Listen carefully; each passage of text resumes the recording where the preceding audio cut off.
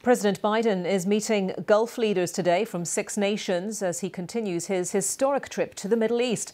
He's already held talks with Saudi Prince Salman. The White House says the murder of the Saudi journalist Jamal Khashoggi was raised during the discussions. The CIA concluded that the Crown Prince had approved the killing, something the Saudi state has vehemently denied. Our Middle East correspondent Anna Foster is in Jeddah, and she says Mr. Biden's meeting with the Crown Prince did involve a change in policy.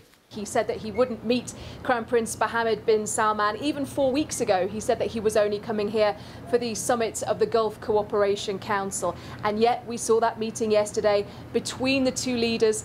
Remember, Joe Biden, from his time on the election campaign trail, had talked about Saudi Arabia as a pariah because of the killing of Jamal Khashoggi, the journalist who was brutally murdered in the consulate in Istanbul back in 2018. He, in the first weeks of his presidency, refused to communicate with Saudi Arabia in that time when they normally do a round of talks and introductions with different world leaders. And this was something that I raised in the early hours of the morning when I sat down and interviewed Saudi Arabia's Foreign Minister Adel bin Abad al-Jubeir. And I asked him about not just that pariah comment, what he thought of it, but why he thought Joe Biden had changed his mind and decided to come here and have that meeting.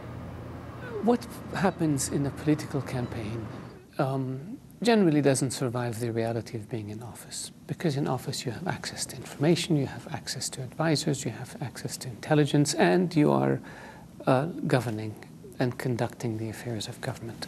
President Trump said things about Saudi Arabia during the campaign, but then when he was in office, we had a great relationship with him. So what happens in campaigns is what I call happens during the silly season. Many of his critics would have preferred that he didn't come here and have this meeting in the first place. He's been forced to justify it repeatedly. He said that he wanted to raise human rights issues, that stability in the Middle East and America's part in that is important, because don't forget, countries like Russia and China are eyeing this part of the world and trying to build their own influence here. So he spent time saying why he needed to do this. But I think the optics of this trip, the photo that we saw last night of Joe Biden and Crown Prince Mohammed bin Salman fist bumping in the royal palace, that will do very little to try and quell some of the criticism that he's received. I think for him, what would be seen as a win now from this trip, particularly to Saudi Arabia, is if he can try and get some concessions on oil, and he'll be pursuing that today at the Gulf Cooperation Council summit.